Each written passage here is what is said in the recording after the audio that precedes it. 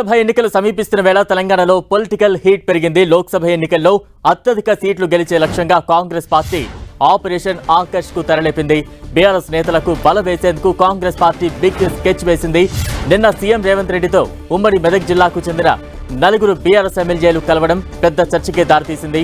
ఆ నలుగురు కాంగ్రెస్ గూటికి చేరబోతున్నారన్న వార్తలు రాజకీయ వర్గాల్లో హాట్ టాపిక్ అయ్యాయి. రేవంత్ రెడ్డితో దుబ్బాక ఎమ్మెల్యే కొత్త ప్రభాకర్ రెడ్డి, నర్సాపూర్ ఎమ్మెల్యే సునీత లక్ష్మారెడ్డి, జహీరాబాద్ ఎమ్మెల్యే మాణిక్ రావు, పటాన్చెరు ఎమ్మెల్యే మహిపాల్ రెడ్డి భేటీ అయ్యారు. అయితే కేవలం నియోజకవర్గ అభివృద్ధి కోసమే సీఎం రేవంత్ రెడ్డిని కలిశామని ఆ నలుగురు ఎమ్మెల్యేలు క్లారిటీ ఇచ్చారు. మరోవైపు ఉమ్మడి రంగారెడ్డి జిల్లాకు చెందిన కొందరు సిట్టింగ్ ఎమ్మెల్యేలపైన కాంగ్రెస్ ఫోకస్ పెట్టినట్టు సమాచారం. చివెళ్ల లోక్సభ సీటు కోసం గులాబీ కీలక నేతలు కొందరు ఈ పాటికే కాంగ్రెస్ తో మంత్రాలు జరిపినట్టు తెలుస్తోంది. మంత్రి ఉత్తమ్ కుమార్ రెడ్డితోనూ మాజీ మంత్రి ఒకరు చర్చలు జరిపినట్టు సమాచారం.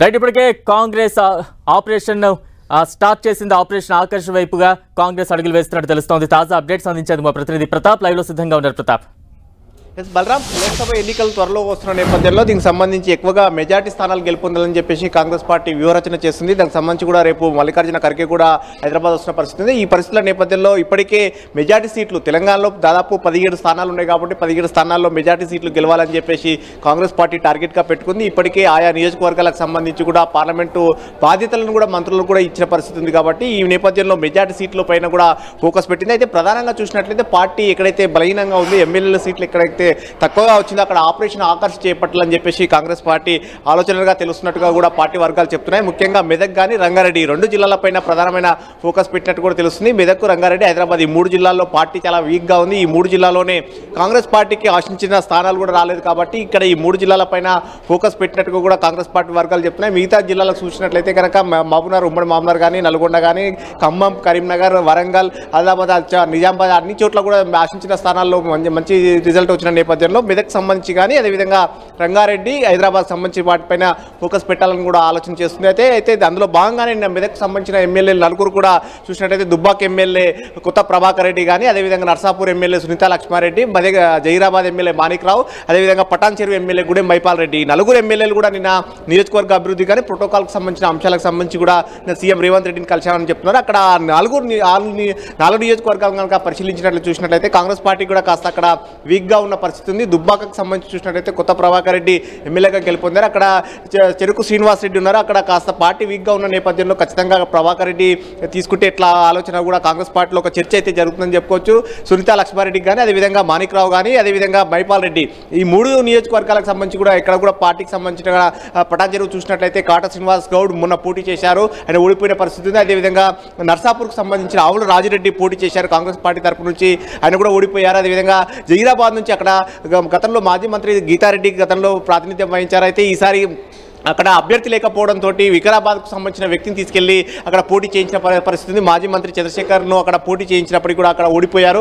సో ఈ పరిస్థితుల నేపథ్యంలో ఆ 4 నియోజకవర్గాల ఎమ్మెల్యేలంతా కూడా నిన్న సీఎం రేవంత్ రెడ్డిని కలవడంతో ఒక చర్చ అయితే జరుగుతుంది. అక్కడ పార్టీ వీక్గా ఉంది కాబట్టి అక్కడ చేర్చుకుంటే ఎట్లా ఉంటుందని ఒక ఆలోచన కూడా చేస్తుంది. ఎందుకంటే మెదక్ లోక్సభతో పాటు జహీరాబాద్ లోక్సభను కూడా కాంగ్రెస్ పార్టీ గెలుపొందాలనే ఒక వ్యూహరచన చేస్తుంది కాబట్టి అక్కడ కూడా అదే ప్లాన్ చేస్తుంది. అందులో భాగంగానే మరి కలిశారని కూడా చెప్తున్నారు. సో ప్రస్తుతానికైతే వారి నియోజకవర్గ అభివృద్ధి కోసమే ఎలాంటి పార్టీ మారట్లేదని ఒక క్లారిటీ ఇచ్చినప్పటికీ మాత్రం పార్టీలో మాత్రం కాంగ్రెస్ పార్టీలో మాత్రం ఒక చర్చ అయితే మొదలైంది. వారు వచ్చే అవకాశాలు ఎక్కువగా ఉన్నాయని ఒక అభిప్రాయం అయితే వ్యక్తం అవుతున్న పరిస్థితి. మరోవైపు చేవేలకు చూసినట్లయితే కూడా చేవేల పార్లమెంట్ను స్వయంగా సీఎం రేవంత్ రెడ్డి బాధ్యత వహిస్తున్నారు కాబట్టి దాన్ని ఖచ్చితంగా గెలుపొందాలని ఒక వ్యూహరచన చేస్తుంది. అందులో భాగంగానే చేవేలకు సంబంధించి కూడా ఉమ్మడి రంగారెడ్డి జిల్లాకు సంబంధించిన ముఖ్యమైన నేతలంతా కూడా ఆపరేషన్ ఆకర్ష్లో భాగంగా తీసుకోవాలని కూడా చూస్తుంది. ముఖ్యంగా ఉమ్మడి రంగారెడ్డి జిల్లాకు సంబంధించి 14 అసెంబ్లీ కాన్స్టిట్యూన్సీలు ఉంటే కేవలం మొన్న అసెంబ్లీ ఎన్నికల్లో కాంగ్రెస్ పార్టీ 3 మాత్రమే గెలుపొందడం జరిగింది.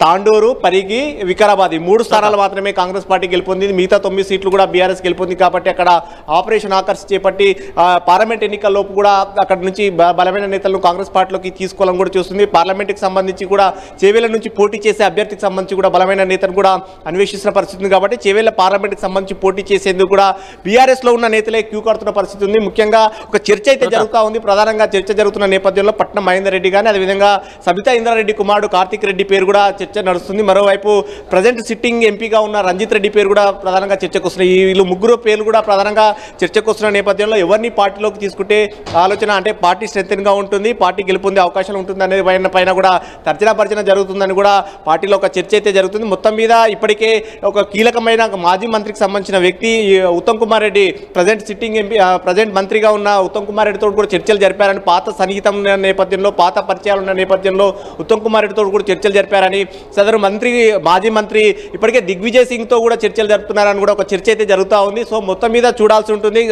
ఈ వారం 10 రోజులలో ఈ ఆపరేషన్ ఆకర్ష్ అనేది చాలా వేగంగా జరిగే అవకాశం ఉంటుంది. ఎందుకంటే ఇప్పటికే లండన్లోనే ఉంటూ దావోస్ పర్యటనకి వెళ్ళే సందర్భంగా లండన్లో కూడా ఒక కీలకమైన కామెంట్ చేయడం జరిగింది. సీఎం రేవంత్ రెడ్డి బీఆర్ఎస్ను వచ్చే పార్లమెంట్ ఎన్నికల్లో 100 అడుగుల లోతులో గోతి తీసి పాతవేరేస్తామంటూ కూడా ఒక పొలిటికల్ కామెంట్ సీట్స్ కూడా పెంచిన పరిస్థితి ఉంది. కాబట్టి ఖచ్చితంగా పార్లమెంట్ ఎన్నికల్లో ఆ పార్టీని నిలువరించగలిగితేనే కాంగ్రెస్ పార్టీకి మంచి రిజల్ట్ వచ్చే ఆలోచన కాంగ్రెస్ పార్టీ చేస్తుంది. సో మొత్తం మీద ఈసారి ఖచ్చితంగా 14 సీట్లు గెలవాలని ఒక టార్గెట్ పెట్టుకుంది. కాబట్టి మెజార్టీ సీట్లంతా కూడా గెలుపొందే ఒక వ్యూహరచన అయితే కాంగ్రెస్ పార్టీ చేస్తుంది. అందులో భాగంగానే ఆపరేషన్ ఆకర్ష్ అయితే పెద్ద ఎత్తున చేస్తుంది. మరోవైపు మహబూబ్నగర్ సంబంధించి కూడా ఉమ్మడి మహబూబ్నగర్ జిల్లాకు సంబంధించి ప్రజెంట్ సిట్టింగ్ ఎంపీగా ఉన్న మన్నె శ్రీనివాసరెడ్డి అన్న కొడుకు జీవన్ రెడ్డి ఇప్పటికే కేసీ వేణుగోపాల్ కూడా కలిసిన పరిస్థితి ఉంది. కాబట్టి ఆయన జీవన్ రెడ్డి కూడా కాంగ్రెస్ పార్టీలోకి వచ్చే అవకాశాలు ఎక్కువగా ఉన్నాయి. సో మొత్తం మీద ఇట్లా కీలకమైన నేతలు ఎక్కడెక్కడైతే బలమైన నేతలు ఉన్నారో, ఫైనాన్షియల్గా కూడా సపోర్ట్గా బలమైన నేతలు ఉన్నారో వారందరినీ కూడా ఆపరేషన్లో భాగంగా కాంగ్రెస్ పార్టీలోకి తీసుకోవాలని ఒక ఆలోచన చేస్తుంది. సో మొత్తం మీద చూసినట్టయితే మెదక్ జిల్లా, అదే ఉమ్మడి మెదక్ జిల్లా, ఉమ్మడి రంగారెడ్డి, ఉమ్మడి హైదరాబాద్ సంబంధించి 3 జిల్లాలపైన ప్రధానమైన ఫోకస్ పెట్టినట్టు కూడా తెలుస్తుంది. ఈ 3 జిల్లాలకు సంబంధించిన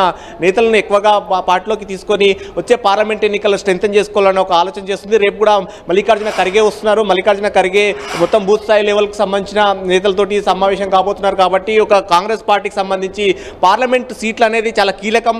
పార్లమెంట్ సీట్లు అత్యధికంగా గెలిచినట్లయితే వాళ్ళు కాంగ్రెస్ పార్టీకి, యూపీఏ ప్రభుత్వానికి కనుక ఇండియా కూటమికి చాలా జీవన్మరణ సమస్యగా ఉంటుంది. కాబట్టి ఎంపీ సీట్లు ఎక్కువగా గెలుపొందాలని ఒక ఆలోచనలో పెట్టుకుంది. ఇక్కడ తెలంగాణలో కాంగ్రెస్ పార్టీ ముఖ్యంగా అధికారంలో ఉంది. కాబట్టి అధికారంలో కాంగ్రెస్ పార్టీ ఎక్కువగా ఎంపీ సీట్లు గెలిచినట్లయితే ఫర్దర్గా నెక్స్ట్ ప్రభుత్వానికి కూడా స్ట్రెంథెన్గా ఉంటుంది. ప్రభుత్వం కంటిన్యూ కావడానికి కూడా, అంటే ప్రభుత్వానికి ఎలాంటి డిస్టర్బెన్స్ లేకుండా ఉండాలంటే కూడా పార్లమెంట్ ఎన్నికల్లో ఎక్కువగా సీట్లు గెలుపొందాలనే ఒక వ్యూహరచనతో అయితే ముందుకెళ్తుందని చెప్పొచ్చు. Balram. Right, thank you Pratap.